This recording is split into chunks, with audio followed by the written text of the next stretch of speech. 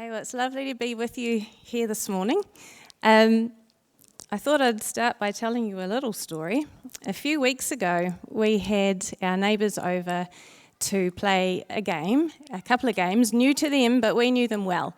And the lady had her turn. It was the second game, so she was already sort of up to here with all this new stuff. And she had her turn, and I looked at what she'd just done and went, oh, that probably wasn't in her best interests. Maybe I should help her with that move. Leonard beside me was also thinking, oh, that probably wasn't in her best interests. Maybe I should help her with that move.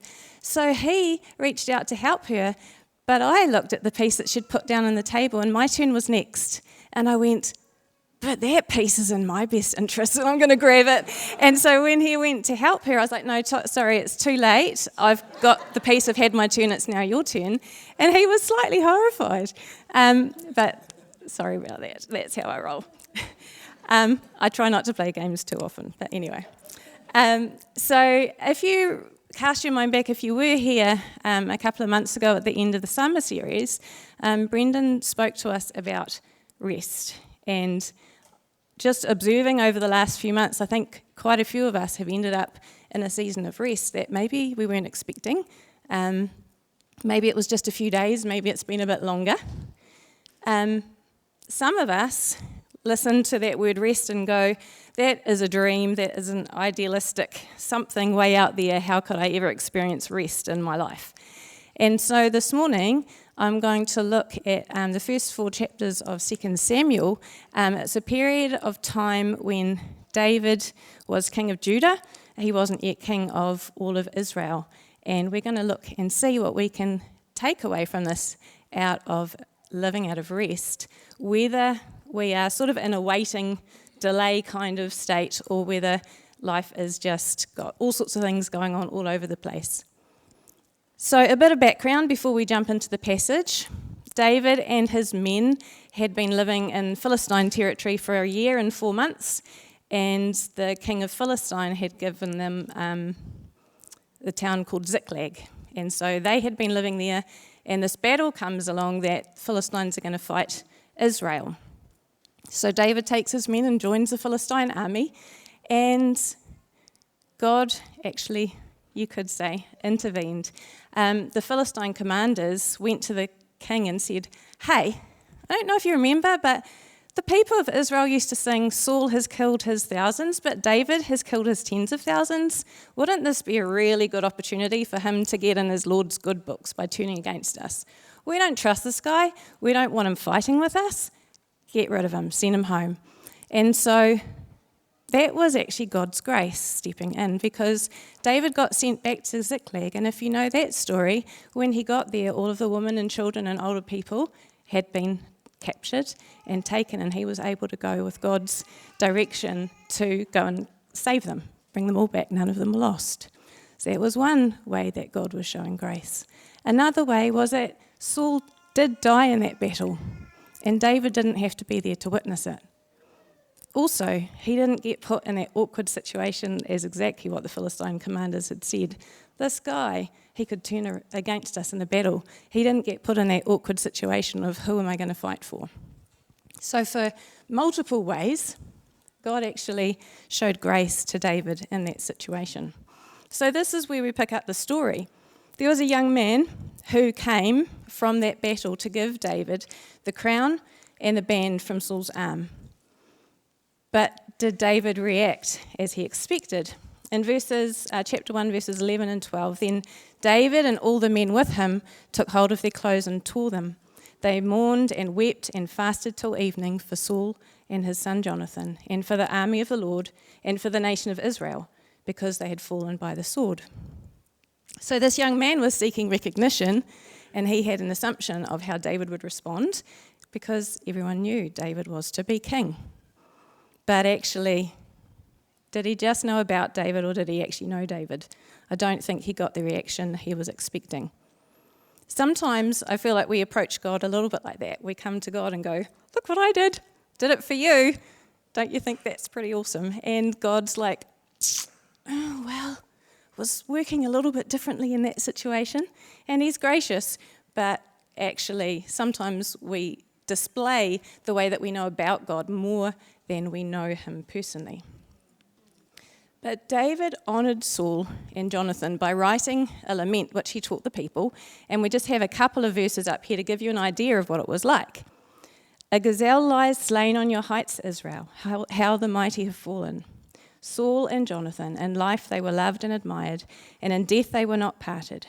They were swifter than eagles, they were stronger than lions. Now keep in mind this is the same Saul that spent the last few years trying to kill David for no reason.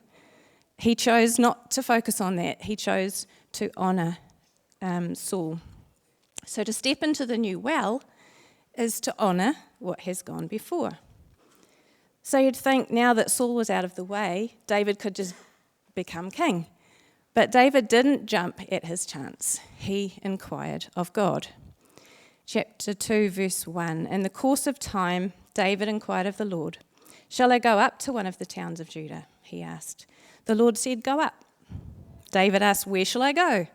To Hebron, the Lord answered. So David went up there with his 2 wives, Ahinoam of Jezreel and Abigail, the widow of Nabal of Carmel.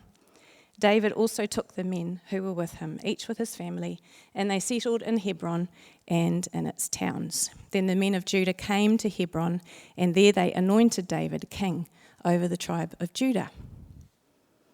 Awesome. He's king of the tribe of Judah. It's significant that God sent him to Hebron. Hebron was actually the place in the land of Canaan that Abraham first bought land. It was where he bought the plot of land to bury Sarah, his wife. So it was sort of the first fruits place, you could say. It was also, in the time of Joshua, appointed as a city of refuge. It was one of 6 cities around the nation that people could run to for refuge.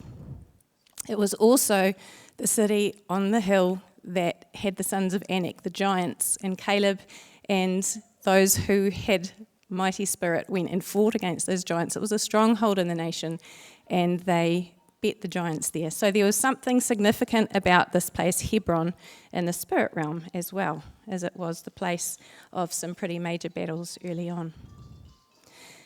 But even as the new king of Judah, David didn't go around wiping out his enemies. He actually still honoured Saul.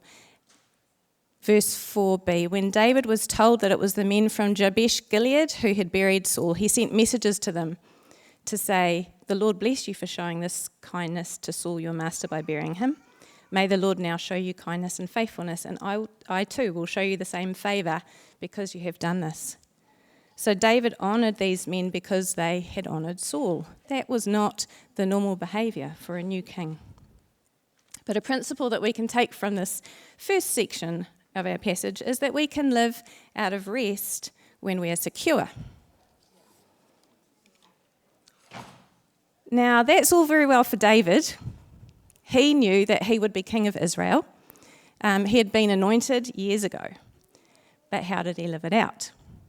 He was content over the course of years to allow God to work in him as he waited. His identity was in what God had spoken, not in what was going on in front of him. So all very well for him, but how do we become secure? Well, Matthew 11:28-30 came to mind. This passage, come to me, all you who are weary and burdened, and I will give you rest. So did you fall in that category early on of all the stuff going on around you? Come to me, all you who are weary and burdened, and I will give you rest. Take my yoke upon you and learn from me, for I am gentle and humble in heart, and you will find rest for your souls. For my yoke is easy and my burden is light. I was thinking of that just this morning when we were hearing Bill's story. Amazing, when he had that sense that God was with him, he said it was a lightness, that craving and all the things that had been weighing him down had been lifted because God was carrying them on his behalf.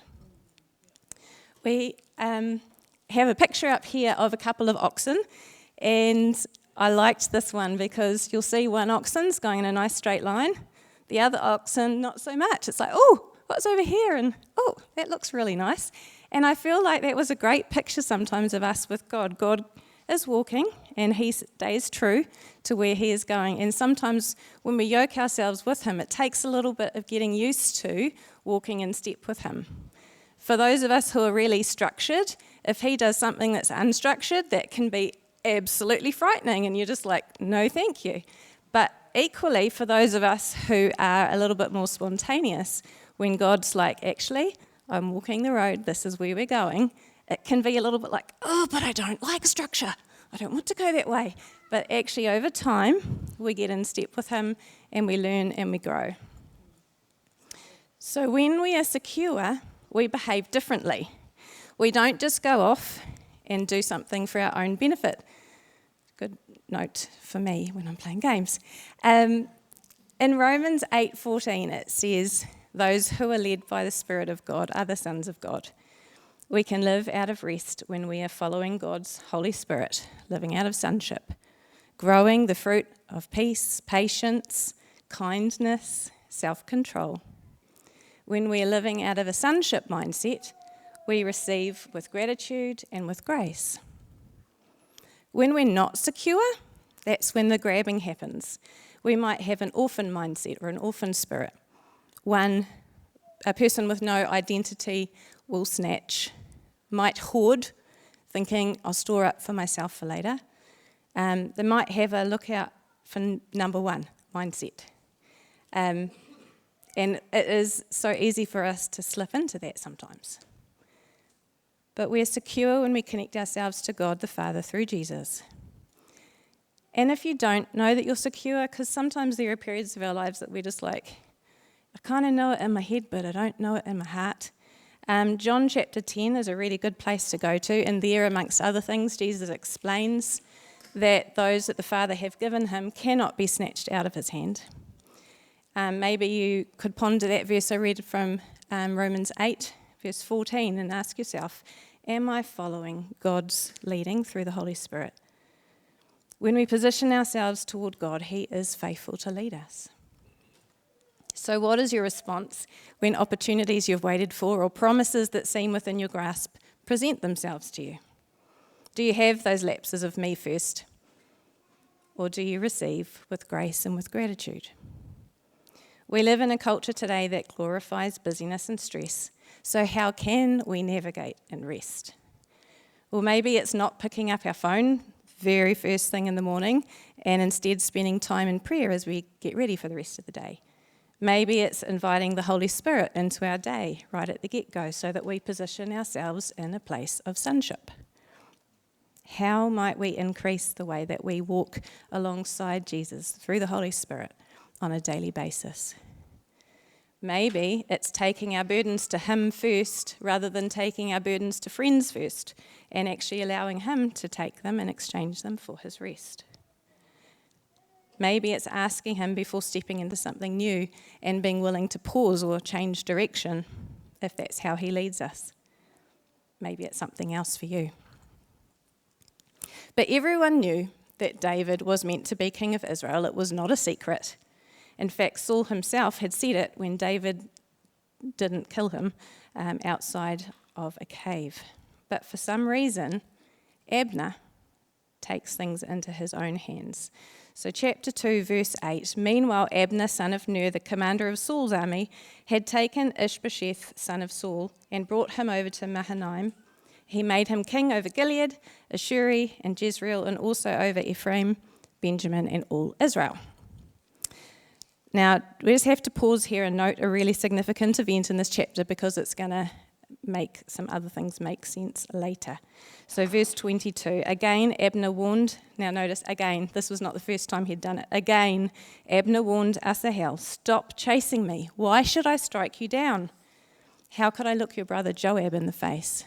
But Asahel refused to give up the pursuit, so Abner thrust the butt of his spear into Asahel's stomach, and the spear came out through his back.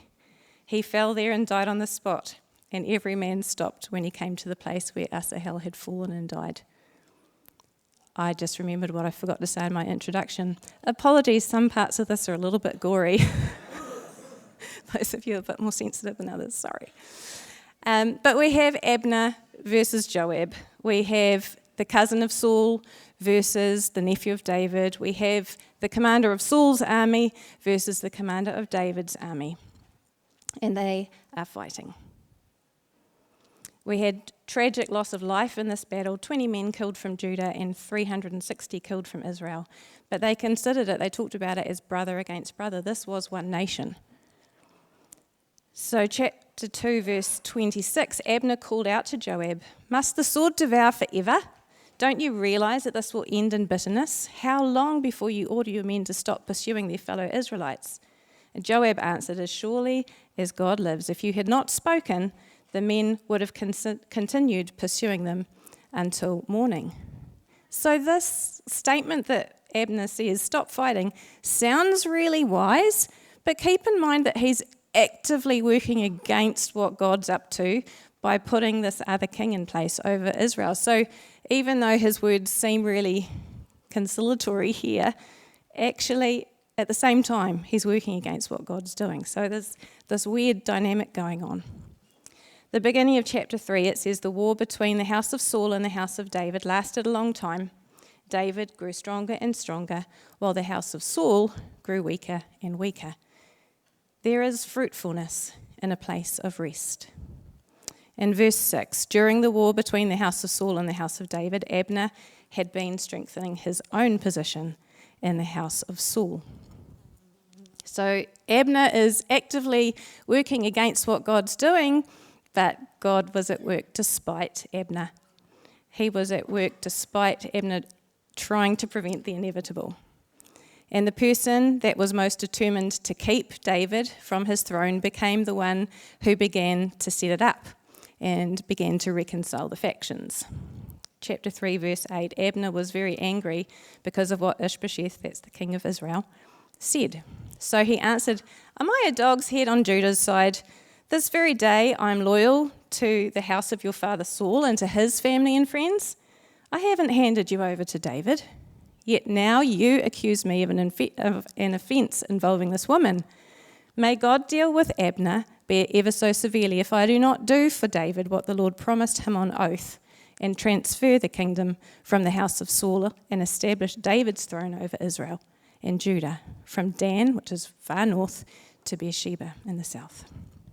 Ishbosheth did not dare to say another word to Abner because he was afraid of him. So there was some negotiating, and Abner did as David asked, and afterwards David provided Abner and his men a feast. Verse 21, "Then Abner said to David, 'Let me go at once and assemble all Israel for my lord the king, so that they may make a covenant with you, and that you may rule over all that your heart desires.' So David sent Abner away, and he went in peace." Now surely this was the moment that David had been waiting for. It would have just been so awesome for him, thinking, "Oh, finally, Lord, thank you. You've got Abner going, and he's going to bring the rest of the nation over, and I'm going to finally step into the fullness of what you've had for me all these years." But it was not to be. Joab had been away, had missed the feast. When he got back and he heard that Abner had just been sent off in peace, verse 26, Joab then left David and sent messengers after Abner, and they brought him back from the cistern at Serah. But David did not know it. Now when Abner returned to Hebron, Joab took him aside into an inner chamber, as if to speak with him privately, and there, to avenge the blood of his brother Asahel, Joab stabbed him in the stomach, and he died. How tragic, then, that David's nephew harboured resentment and sought revenge. So the poison of unforgiveness in Joab poisoned both the sender and the receiver. There were serious consequences for Joab and for his family. David actually cursed the family line from that point on. And of course, Abner's family had lost a loved member. And in fact, the 10 tribes of Israel had lost a really talented leader.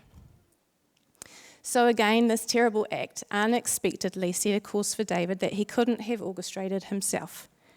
He ensured that the nation knew that he was innocent, that it was Joab that did this and not himself.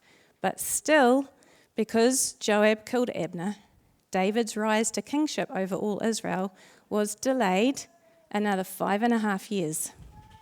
Now, that's a long delay when you were like this close to getting there. But imagine if they'd had a conversation instead. Imagine if Abner had been able to share of what Asahel had been like. He'd been saying, no, don't follow me. But Asahel was determined to chase him.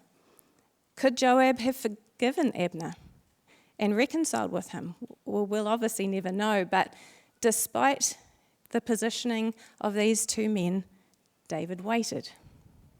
So a principle that we can take from this portion on Abner and Joab is that we can live out of rest even amidst the striving of others. From Abner's perspective, it is so easy to slip into the driver's seat and take over, like Abner did in trying to create a strong position for himself. Maybe, where are you trying to prevent what God is doing due to your own interests? How might he realign you with what he's doing? Maybe from Joab's perspective, do we provide space for God to move in our moments of weakness? Joab was grieving and he had shut himself off to hearing any information that didn't fit with the way that he was interpreting events. So maybe where are you sustaining conflict where instead you could be initiating reconciliation? Is there someone from whom you still withhold forgiveness? Or, like David, are you surrounded by people jostling for position? What does rest look like for you as you interact with maybe family, maybe colleagues, maybe friends? Perhaps you're experiencing delay. Maybe God has you in a cocoon season where he is growing and changing you in the waiting. If that's the case for you, what's your attitude in that hidden place? Is it one of gratitude and grace? Or is it one of grasping? So when Abner died, Ishbosheth, the king of Israel, lost heart. Two men, Baanah and Rechab, entered his house while he was having his midday nap and killed him in his bed. Chapter 4, verse 8, they brought the head of Ishbosheth to David at Hebron and said to the king, "Here is the head of Ishbosheth, son of Saul, your enemy, who tried to kill you." Uh-oh, these guys are framing it. Son of Saul, your enemy, who tried to kill you. Remember how David actually chose to honor Saul. These guys didn't know David either. "This day the Lord has avenged my lord the king against Saul and his offspring." David answered Rechab and his brother Baanah, the sons of Rimmon the Beerothite, "As surely as the Lord lives, who has delivered me out of every trouble, when someone told me Saul is dead and thought he was bringing good news, I seized him and put him to death in Ziklag. That was the reward I gave him for his news. How much more when wicked men have killed an innocent man in his own house and on his own bed? Should I not now demand his blood from your hand and rid the earth of you?" It does not pay to take things into our own hands. There can be unexpected consequences when we try and hurry an outcome along. The very next verse after these men were killed, all the tribes of Israel came to David at Hebron and anointed him as king over the whole nation. But between those two verses is 5.5 years of obscurity, 5.5 years of silence, 5.5 years of waiting, 5.5 years of faithfully serving in the capacity that he already had. David waited to be invited into the kingship. He refused to grasp for power. So the way that David lived out of rest in God, trusted in God's promises, and had faith that God would open doors for him in God's timing, impacted his character and impacted his actions. Even where David had received his promise in part, he waited without striving, without grasping. He demonstrated humility as he awaited the time that he would receive the fullness of his promise. During this 7.5-year period, David gained experience in leading this one tribe, which would be helpful when he became leader of the whole nation. So a principle that we can take from Ishbosheth's death is that we can live out of rest when we know that God is trustworthy. So what promises of God do you hold on to? Where do you place your faith? In your own efforts or in God's?